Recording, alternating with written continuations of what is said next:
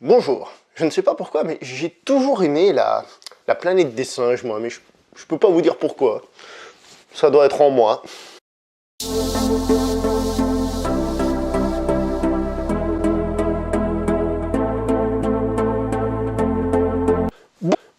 Bonjour et bienvenue pour cette post-projection. Aujourd'hui, nous allons parler de la planète des singes, Suprématie. Alors, avant de commencer à parler du film, on va déjà parler des titres parce que c'est une histoire, mais rocambolesque. En anglais, le premier s'appelait Rise of the Planet of the Apes. Donc Rise, que je traduirais par l'avènement. Ensuite, nous avons eu le droit à Dawn of the Planet of the Apes. Donc Dawn, c'est l'aube. Avec ces deux premiers titres, moi je me suis dit, ils vont nous faire une saga de 500 épisodes. On aura Rise, on aura Dawn, on aura The Beginning, et on aura 200 films avec des noms à la con comme ça. Et tout d'un coup arrive ce numéro 3 qui s'appelle War of the Planet of the Apes. La guerre de la planète des singes. Enfin, War for the Planet. La guerre pour la planète des singes. Ce qui est aussi rigolo, c'est qu'en français, ils ont essayé d'éviter ce problème, mais finalement, ils y arrivent aussi. Ils tombent aussi sur un problème similaire. Ainsi, le premier s'appelait Les origines de la planète des singes. Pourquoi pas. Le second s'appelait L'affrontement. Alors que normalement, il est censé s'appeler L'Aube. Et le petit troisième, lui, donc la guerre pour la planète des singes, du coup, ils savaient pas comment l'appeler, alors ils l'ont appelé Suprématie. Donc que ce soit dans une langue ou dans l'autre, ils se sont mêlés les pinceaux. Mais soyons honnêtes, sur les titres français, je trouve qu'au final, ils arrivent à s'en sortir de justesse.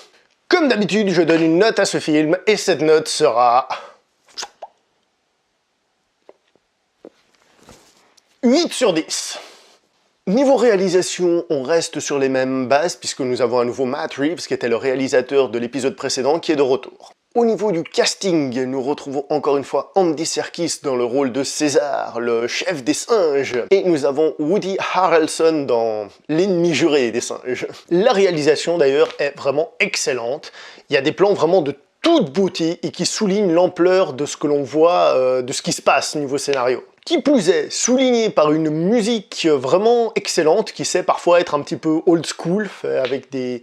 comment dire ça, des sonorités un peu à l'ancienne, ça me fait un peu penser à Conan le Barbare sous certains aspects, vous savez, ce côté un peu rétro-guerrier, je sais pas comment vous dire autrement. Mais quoi qu'il en soit, elle fonctionne parfaitement, elle colle parfaitement aux images, et ça rend tout ça encore plus fort. Donc la réalisation et la musique...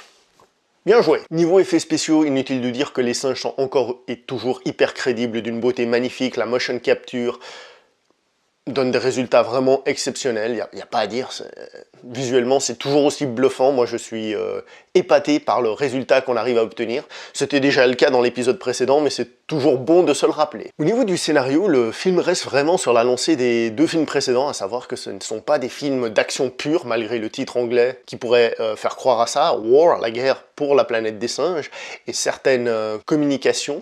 La com, par exemple, je me souviens d'une affiche dans laquelle on avait une armée de singes et une armée d'humains face à face qui préparaient à se taper dessus, à se casser la gueule, à s'entretuer, quoi. Mais finalement, le film est plus subtil que ça dans l'absolu. D'ailleurs, cette trilogie est vraiment intéressante parce que plus que se baser sur l'action, elle se base plutôt sur les rapports homme-singe, ce qui lui évite d'ailleurs ce côté manichéen qu'on aurait pu avoir. D'ailleurs, même le plus grand des salauds dans ce film a des raison d'être un salaud.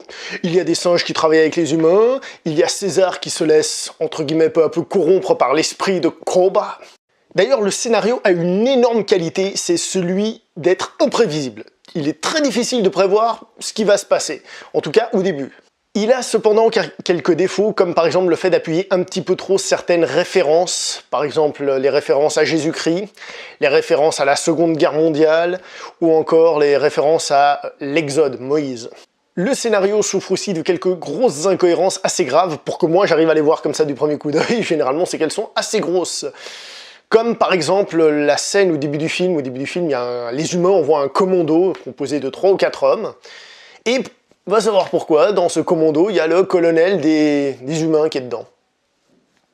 Ça sent vraiment la grosse excuse pour lancer l'intrigue du film.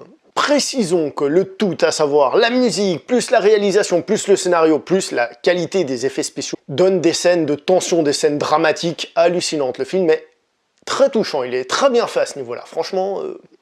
très réussi. Il y a quelques références encore à la trilogie originale, comme par exemple le personnage de Nova, qui est le personnage qui découvre le personnage interprété par Charlton Heston dans la saga originale. Après ce que je viens de dire, il y en a qui vont être déçus. Surtout que ça semble être du gros fanservice d'appeler ce personnage comme ça, parce qu'on aurait pu l'appeler totalement autrement, ça n'aura absolument rien changé au film. Donc c'est avec cet épisode que s'achève cette trilogie, et par conséquent que s'achève cette vidéo. Il faut reconnaître que cet été, nous avons, je trouve, plein de blockbusters de qualité, on peut les aimer ou pas, mais il y a quand même des choses intéressantes à voir. Donc sur ce, portez-vous bien, on se voit pour une prochaine vidéo. À la revoyure.